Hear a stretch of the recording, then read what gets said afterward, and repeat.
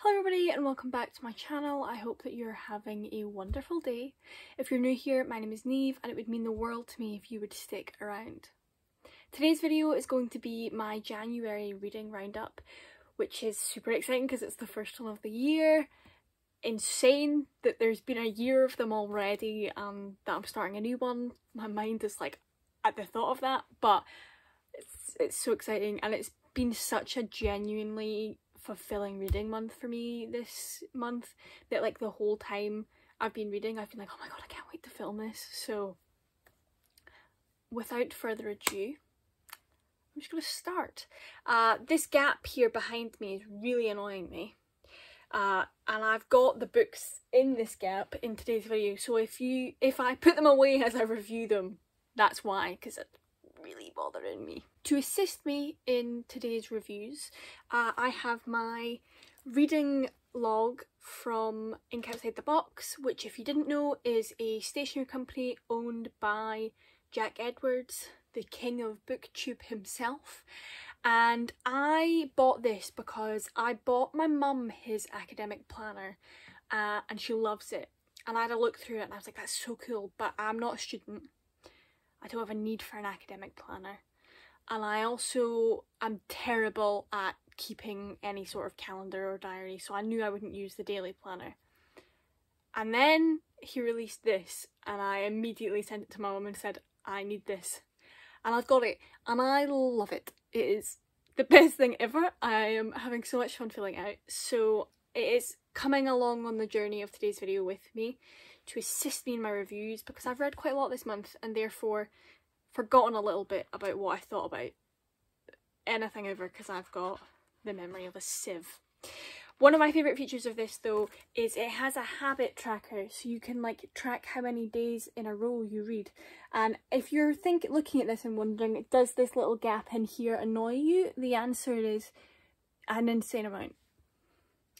It's just one of the most upsetting things that I've done this year. So the first thing I read this year was The Homecoming by Harold Pinter, which is a play. You might remember The Homecoming by Harold Pinter from my unhauling video I did at the end of last year, because basically I had 2 copies of this and I was going to get rid of one, and then I found out that they were both annotated and couldn't bear to part with them. This one that I read, I had so much fun with the annotations that were in it, because it was really interesting to see like if I agreed with what the person had written or if I didn't, or like could I expand on their point, could I go any deeper. Like it pushed me to really think about what I was reading a little bit further, because obviously this person must have read it for like school or something, so they were thinking about what they were reading, and that was so much fun for me. Like separate to my enjoyment of the play, but also it added to my enjoyment of the play, if that makes sense. It was great. I give this a 3 out of 5. I enjoyed it. It's not my favourite play that I've ever read, but I do think that there were many a benefit of me reading it, and I would absolutely read more Pinter, because I should have already read more Pinter by now. I did go and buy like a collection of his plays after this so that I could see what it was all about. I have read parts of The Dumb Waiter before, but I'd never read like a full Pinter play from start to finish, so you know, it was an overdue experience. This basically follows this family in England when one of their sons comes home with his wife from America, and there's like this massive grapple for supremacy and power, and what happens when this guy's wife gets thrown into the mix. And from what I know of Harold Pinter, it's sort of like on the nose, typical Pinter. There are many a long pause, there are many an ellipses, and it's all a bit weird. But I quite like that. Where this fell flat for me slightly was, I think that this is a play that loses a lot of impact when you read it instead of watch it. I think watching the power imbalance and the grapple for power would be so much more impactful on stage than it is on paper. Which is a shame, because that's not, like, it's not Harold Pinter's fault, because he's wrote this to be performed. He's not wrote it for me to sit in my bedroom and read it. Do you know what I mean? But I definitely think a lot of the impact in this play, and the absurdity of it is lost slightly by the experience of reading it instead of watching it. But I really enjoyed the style of it. I liked that it was a bit weird. I liked the tension. I liked how much these men were like ground down to just dust under this woman's like feet. It was brilliant. And I would recommend it to give it a go. I think obviously like you kind of should try and read Pinter at least to understand sort of the like cultural that he's at. You get what I mean? I'm rambling so much about this play, but basically 3 out of 5, it was good. Would have been better to see, would like to read more Pinter. There we go, done. The next thing that I read this year was another play, and it was The Lieutenant of Inishmore by Martin McDonagh.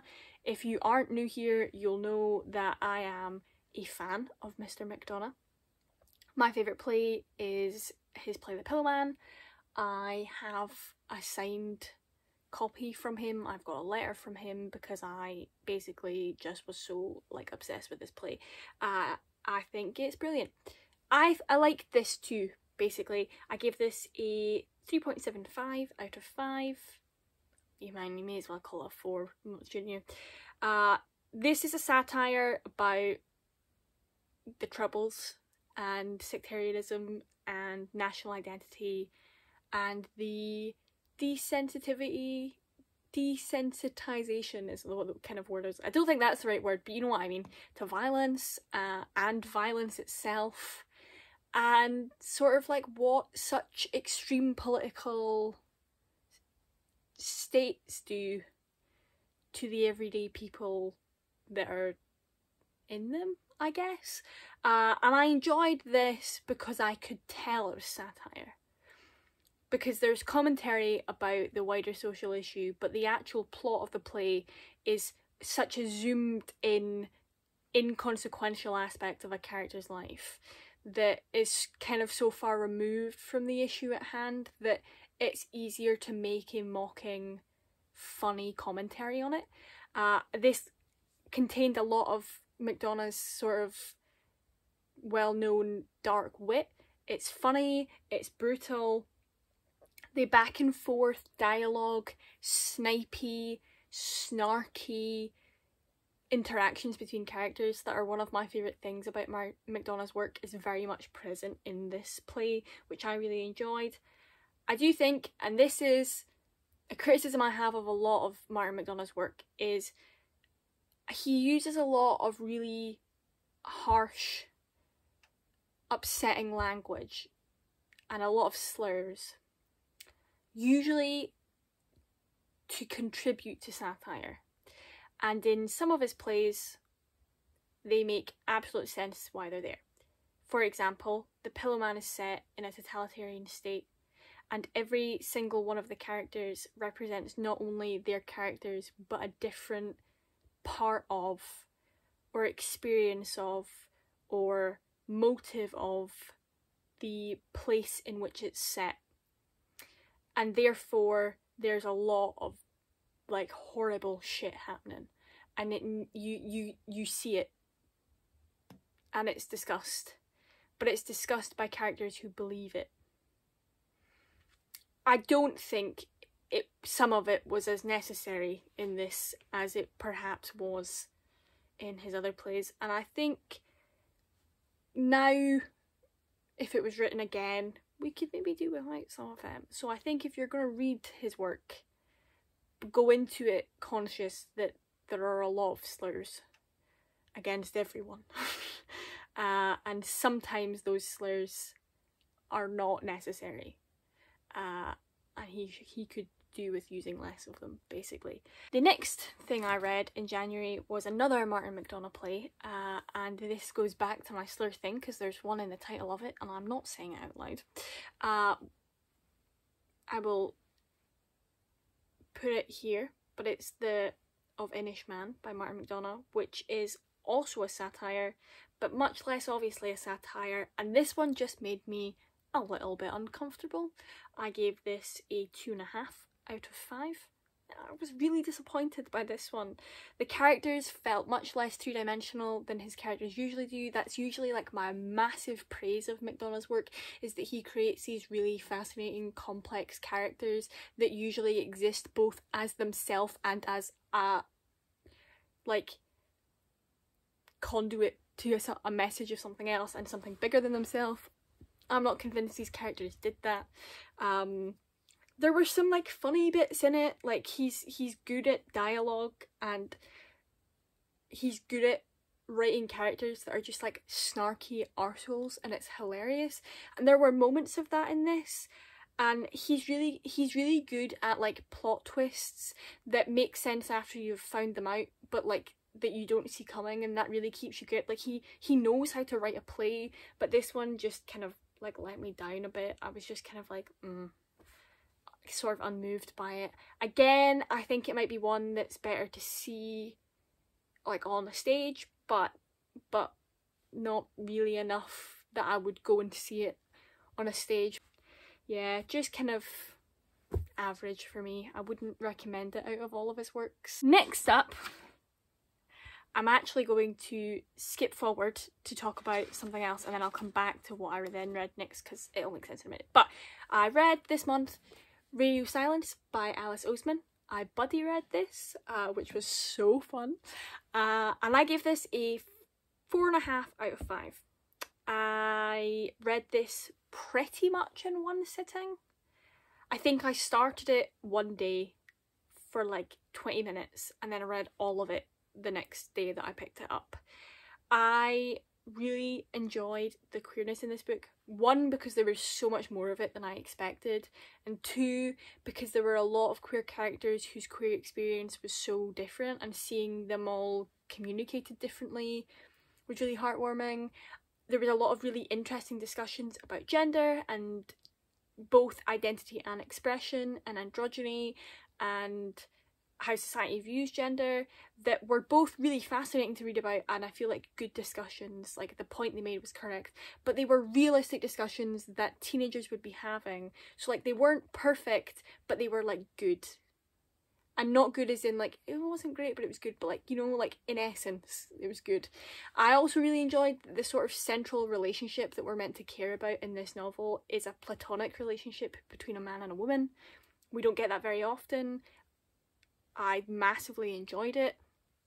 I enjoyed that it was never romantic, that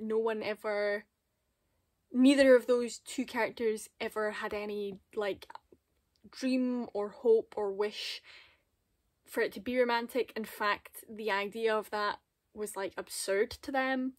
I also loved this sort of like there's a scene in this that's sort of very like Notting Hill, Bridget Jones, boyfriend material, like big build-up culmination car chase scene, and I'm a sucker for Notting Hill, Bridget Jones and boyfriend material by Alexis Hall, so I enjoyed that. I just really liked this novel. It had a lot of what I look for in YA, it had a lot of what I look for in contemporary fiction. I had a great time. My only criticism, and it is a criticism also that the person I buddy read this with had, is that there's a lot of build-up to this big moment at the end, and then I feel like the resolution to the build-up was sort of lackluster. I could have done with it taking a bit longer, or there being just a little bit more substance to it than what there was, but it's also like teenagers are weird, and the things that we treat as big deals and the things that we don't are so like strange that I can sort of see it going the way that it did go, but I do wish there had been like a bit more to the ending.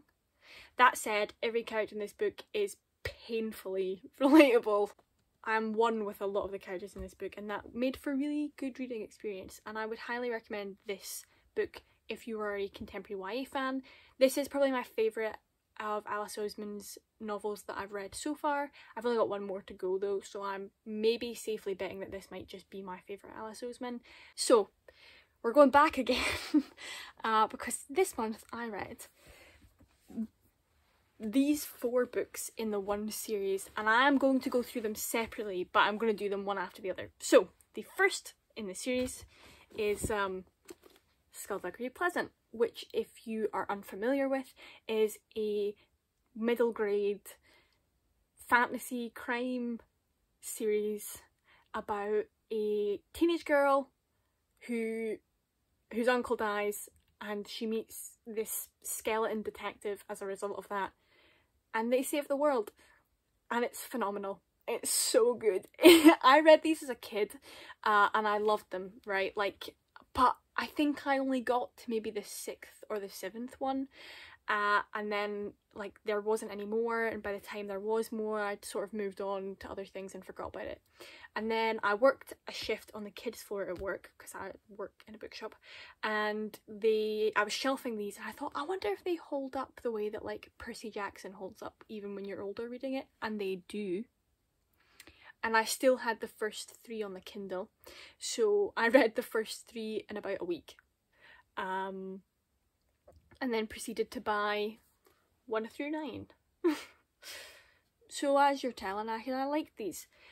The magic in this is so kind of gritty and real, and everything about these books is sort of heavier and darker than you expect, but in a way that's so fulfilling, and I think is really what gives these books the merit that they have, and I loved them.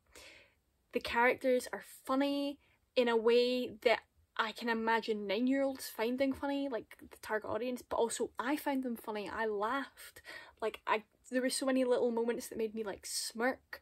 The characters' relationships in the novel and the stakes, I think, are like the perfect amount of like just right, especially in the first one. Like, this is such a perfect series opener because the stakes, I think, are perfect, and the resolution like works really well, but like you're coming back for the next one. There's no doubt about it that you are coming back for the next one. So I gave this one 4 out of 5, and I'm going to put it away.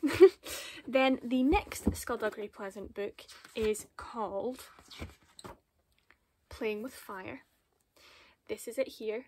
Can I just say as well, these versions of the books are so much prettier than the versions that I had when I was 9, and I'm very happy about that. But again, I gave this one 4 out of 5. I thought it was fantastic. There's a real discussion of like power in this novel that like I thought was really interesting, and that sort of continues on as I've went on. Like, there's real discussion about power and what it does to people, and how someone having power doesn't always mean that they should have power, and that they're fit for it, and how that sometimes it brings out the worst in people. And not so much in this one, but in the next couple there's like the real beginnings of a discussion about like police violence and government corruption, which is like really cool to see in kids' books, and I think was handled really pretty well. I just think these books are brilliant. I think the characters are all badass, and I think, again, as the books progress, the kind of side characters that we meet that sort of maybe only exist in like that book, or have small parts in that one you may expect to come back, their powers get a bit darker as they go on, and that as the books go on, that's so fascinating to see Derek Landy like come up with all of these new situations and abilities that sort of age up as the protagonists age up. I think these books are fantastic. The next one that I read was the third one, which is called The Faceless Ones, and this third one is sort of the end of an arc within the series, which is about ancient magic and sort of resembles slightly like Greek gods versus Titans thing. Like, it's like the predecessors to the ancients, and sort of like this cult worship, and this is sort of the end to an arc about that, or at least it's a pause on that arc, and I think it was done so well. I had so much fun, and I really think that like the more of these you read, like, you start to notice there is like a slight formula and a slight pattern to how the plot plays out, which is really common in like book series point blank, but especially like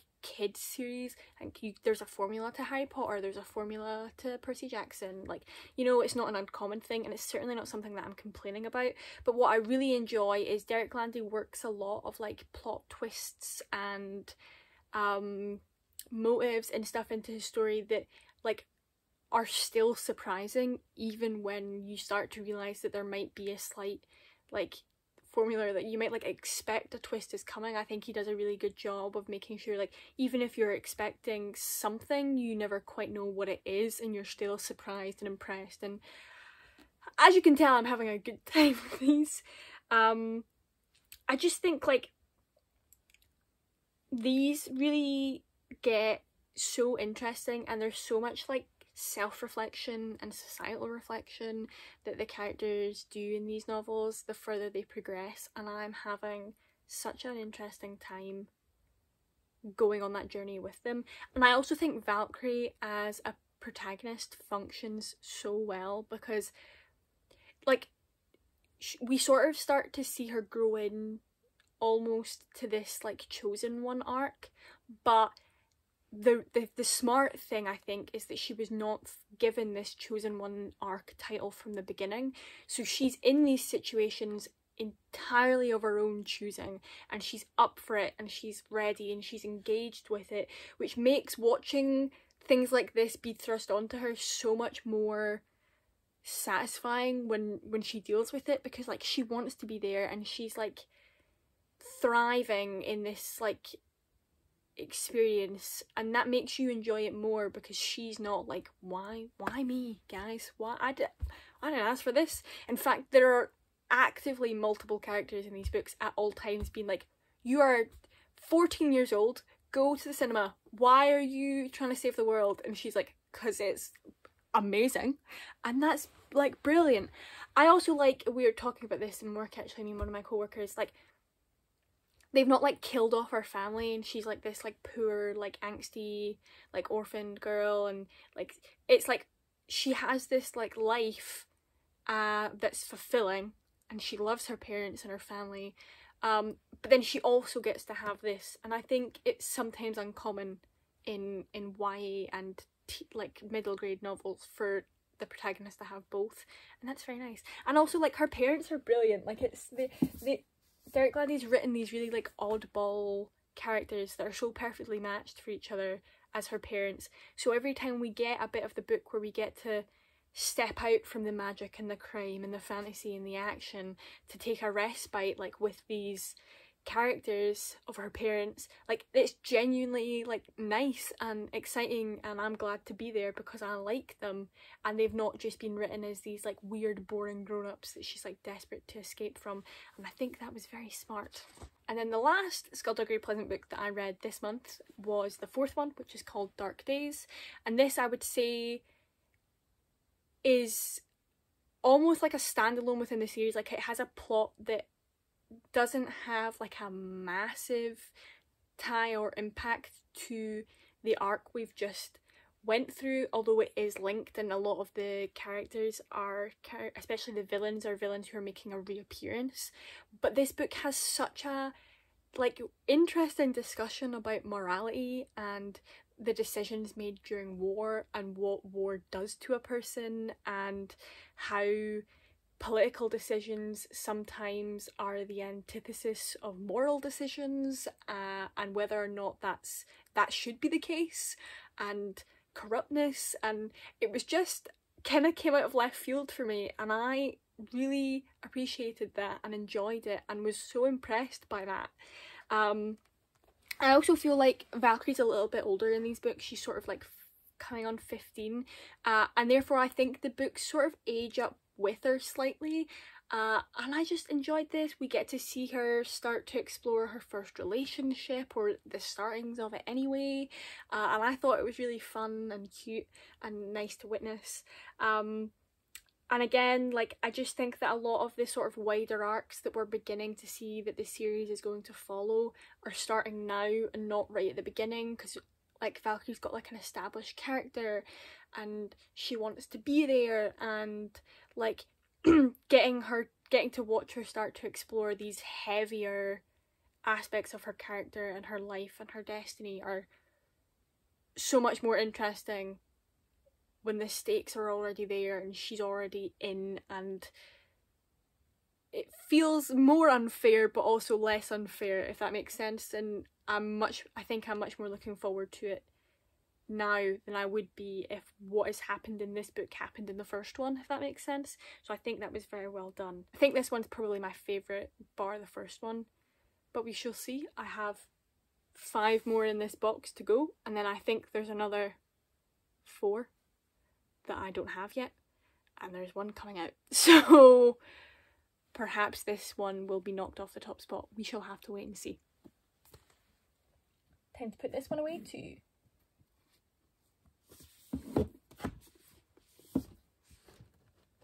There, I feel much better now that there's not a big gap behind me. The last book that I read this month was Hamlet by Maggie O'Farrell, which follows... I'll read you the blurb of this one because I think it's important, because basically I think everyone should read this book. Anyway, on a summer's day in 1596, a young girl in Stratford-upon-Avon takes to her bed with a sudden fever.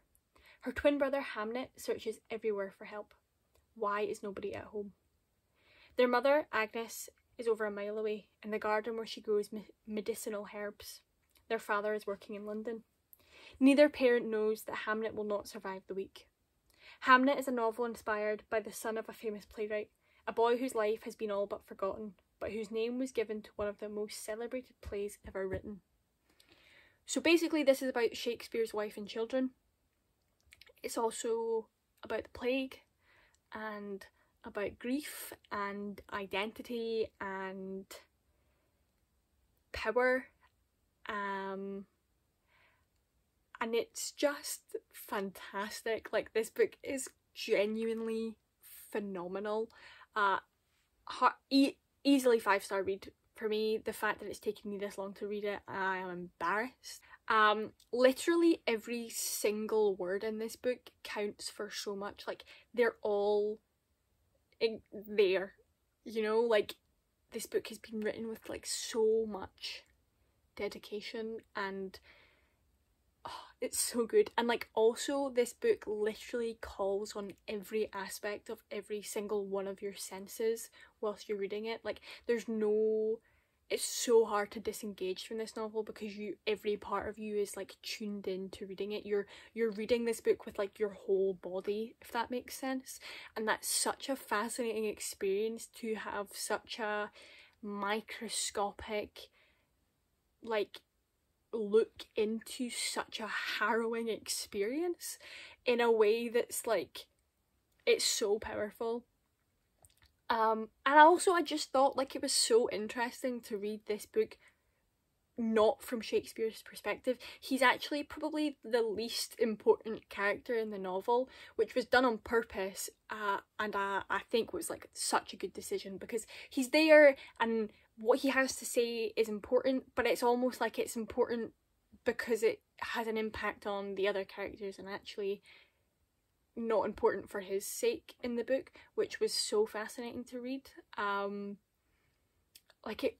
found the book to be so moving, and I think that was particularly the case because it was from literally everyone else's perspective first, or like most importantly. And in fact, the most important accounts that we get from Shakespeare, who is never called by name in the book, happen as like recollections of the past, because this novel does do a little bit of jumping between like present and past, and I thought that was like so clever. And I basically can't think of like a suitably intelligent way to review this book, because I'm like just so like unbelievably impressed by it. Literally my reading log has no words like reviewing it, because I don't know what to say that is like pays respect to the level at which I am impressed by this. It's such a good book. It's not a book that I think I could just sit and reread, but it's a book that I wish I could just sit and reread, because I didn't think to like make note, and there are so many sentences and paragraphs in this book that are just like absolute sucker punches to the chest in like in a painful way, but also in like, you're like, someone wrote these words. That's like I wish I'd taken a pencil through with me, because wow. Yeah, totally blown away by that. I'm so glad that I finally sat down and read this book, because it was worth every like minute of the reading experience. It was a heartbreaking experience, but like not in a way that takes away from it at all. Like just like genuinely, I'm very glad that I read this book. Jack Edwards, who obviously I've mentioned before in this video, his review that he said that it's a book that he read and immediately thought had the potential to become a modern classic, and I totally agree with him. Like I really feel like this book could totally stand the test of time, because it's just so good. So those are the 9 things that I read this month. It is possible that by the time the month is over, because it's currently the 27th, that I will have read one more book, because I'm currently reading Open Water by Caleb Azuma Nelson, which looks like this. I got this as a proof, and I'm so excited to dig into it, because I've been wanting to read this book since it came out in the hardback, but I don't really like hardbacks, so I was waiting for the paperback to come out. And this is a very short book, so there is a good chance that I'll finish it before February, but I will add it into February's roundup, because obviously I've already filmed this month's one, but just so you know that is a possibility. If you would like to see my thoughts on it and not wait till the end of February, you can follow me on Instagram. I post sort of slightly more condensed reviews on my stories on there, and I have a highlight. You can also follow me on Twitter. I post those reviews also on Twitter, so if you don't want to wait till the end of the month for a wrap up, those are options to you. I hope that you enjoyed today's video. I hope that you've taken a book recommendation from it, or multiple book recommendations from it. If you're new here, it would mean the world to me if you would subscribe. If you like this video, please give it a like, and comment down below what you've read this month. What was your favourite read of this month? January is such an exciting month to read in, because it's like the start of a new year. Like, you're setting yourself up for like the rest of the year. That's like so exciting. I know myself, like the Skullduggery Pleasant books, that was like a big change for me, because I don't really read fantasy, I don't really read crime, so that was like something really new for me. I've not read fantasy probably since I was about 13 really, with like a very occasional exception, so that was like a really nice change for me, and has definitely set me up to start exploring the genre again in the new year, which I'm so excited about, because I feel like I really got pigeonholed into reading the same type of book again and again last year, which I enjoyed because it was a genre I enjoyed, but definitely a goal of mine this year is to try and step out of that comfort zone and try new genres and like just explore a bit. Another big goal of mine this year is to try and read some more non-fiction, because it's something I always see books, non-fiction books, and get really interested in the premise of them and then never buy or read them, which is stupid. So I've got a couple of non-fiction books lined up that I'm hoping to start working my way through next month, because it is a goal of mine that I would really like to achieve this year. So if you're intrigued on my thoughts on some non-fiction and some fantasy, as someone who is reintroducing themselves to fantasy, make sure you stick around. And I'll see you next week. Bye bye.